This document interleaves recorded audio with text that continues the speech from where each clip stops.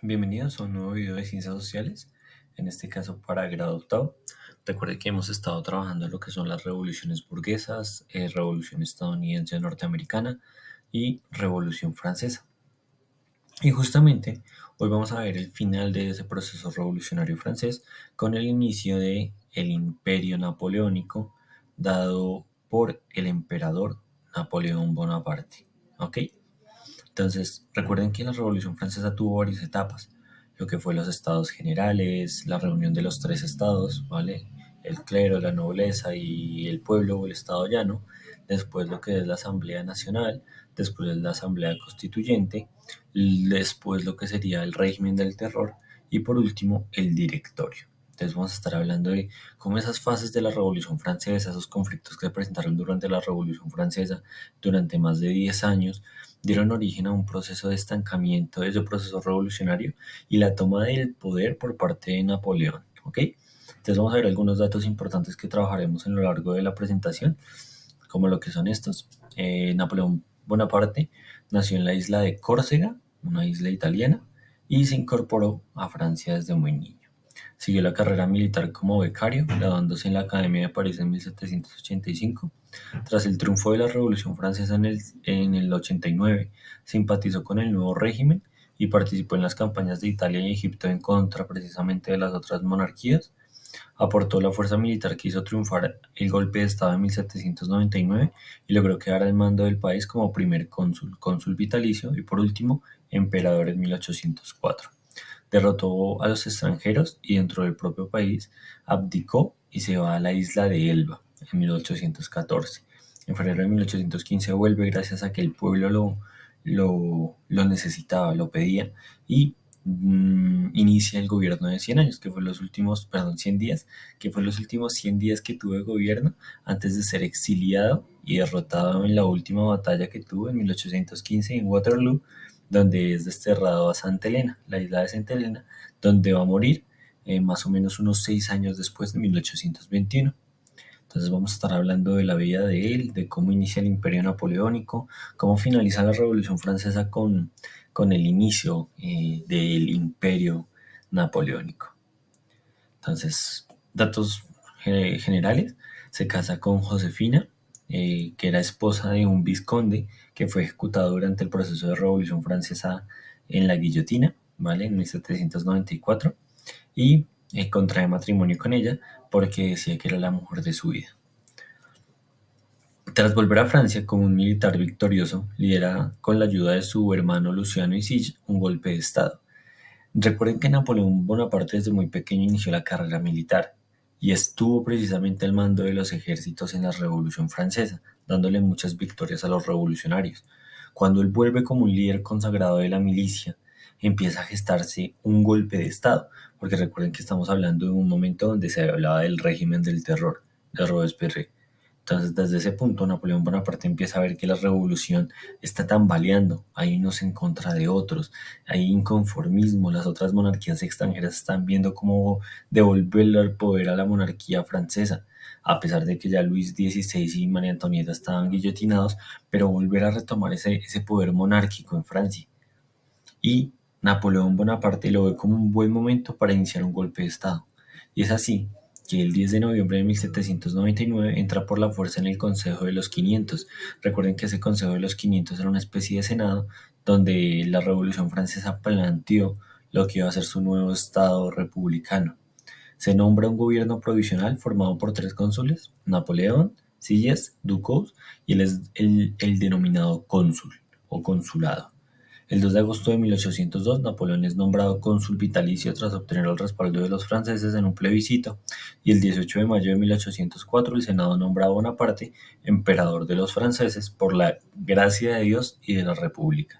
Acá, si no saben, un plebiscito es una consulta de todo el pueblo francés en donde deben votar si precisamente eligen como cónsul vitalicio a Napoleón Bonaparte o lo rechazaban.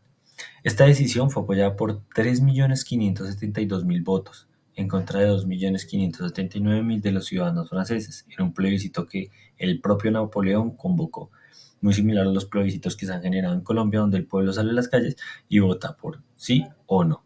El mismo tema de acción ciudadana, ¿ven? Acción participativa ciudadana.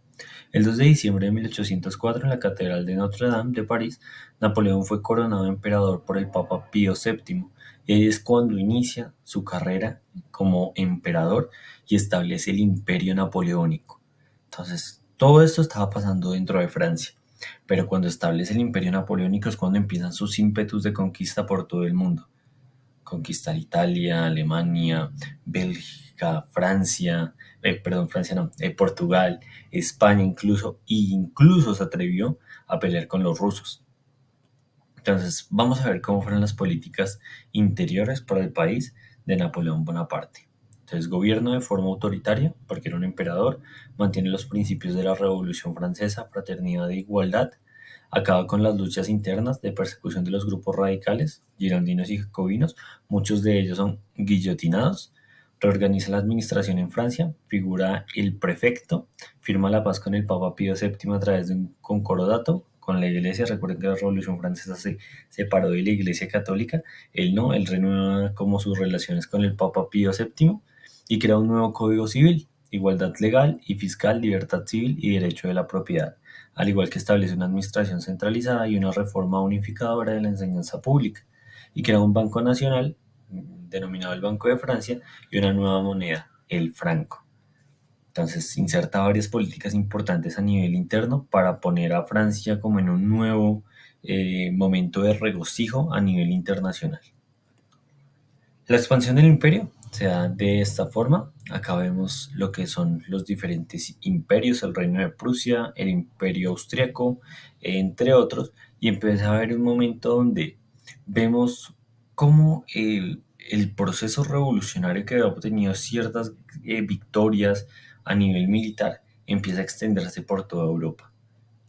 Entonces, la expansión del imperio inicia en 1805 y empieza en un proceso de contraposición con Inglaterra, Austria, Prusia y Rusia, que son sus principales campañas bélicas a nivel de emperador en Francia. Entonces, primero la victoria en Un contra Austria, en Austerlitz contra Rusia y el Imperio Austriaco, y en Jena contra Prusia. En 1807, Prusia, Rusia y Francia firman la paz de Tricid y Napoleón conseguía así crear un gran imperio formado por 134 departamentos franceses y estados vasallos aliados como Italia, Holanda y el sur de Alemania. Al frente de cada nueva conquista colocaba un familiar o un militar de confianza, como en el caso de la conquista en España, donde pone a su hermano en el trono, a José Bonaparte, para que dirija a España como máximo monarca. Inglaterra era el único país que suponía un peligro para el imperio, y por eso son las principales batallas que va a desarrollar Napoleón Bonaparte contra los ingleses, e incluso su última batalla en contra de ellos, que fue la mayor derrota. Entonces está la batalla de Trafalgar en Francia, donde es derrotado por la escuadra franco-española al mando de Nelson. Napoleón trató de debilitarlo con un bloque marítimo que no consiguió sus frutos, y para llevar a cabo este propósito mandó a ocupar los puertos de Bremen, Hamburgo y precisamente algunos de los estados pontificios, al igual que envía tropas a Portugal y España.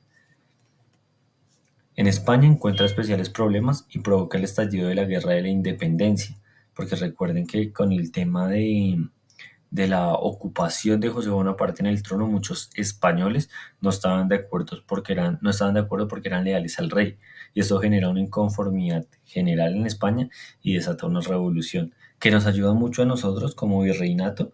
Recuerden a nuestro proceso de independencia hacia 1800, ¿ok? Esta es la expansión del imperio. Estos fueron los territorios que el imperio napoleónico abarcó en 1812. Si se dan cuenta, está Francia, gran parte de Alemania, parte de Italia, parte de Bélgica, entre otros, y anexiones como España, Italia y parte de Rusia. Entonces, ¿cuáles fueron los problemas para esa expansión? Los bloqueos de Inglaterra a nivel marítimo, que perjudicó el resto de economías europeas, crecimiento de sentimientos nacionalistas. La independencia siempre fue un elemento muy importante. Estamos hablando de periodo de revoluciones, y que un emperador se alce en este periodo pues era algo contradictorio cuando todas las naciones estaban buscando sus independencias. Los franceses estaban cansados de las constantes guerras y del autoritarismo del emperador, y eso fue declinando su buena vista ante la ciudadanía.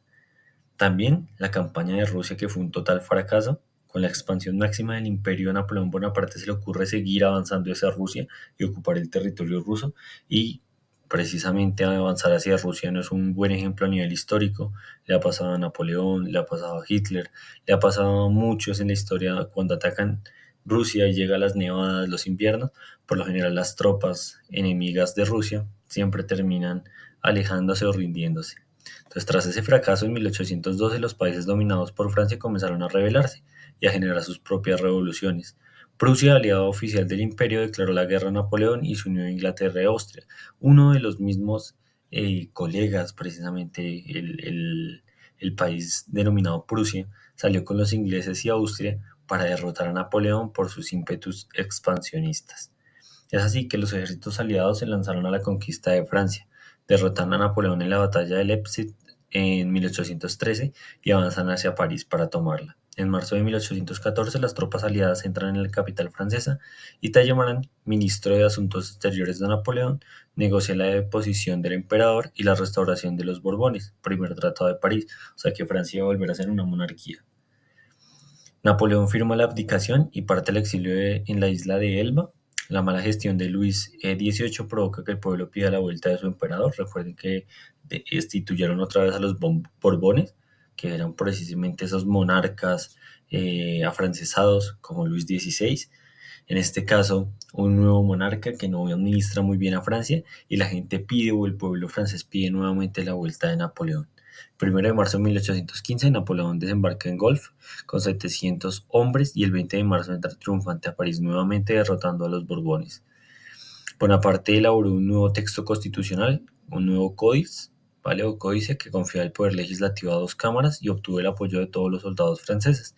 Pero Prusia e Inglaterra volvieron a declarar la guerra a Francia, y es así como se da la última batalla de Napoleón Bonaparte en Waterloo, el 18 de junio de 1815. ¿Ok? Entonces ese sería como el proceso de expansión imperial y finalización del imperio.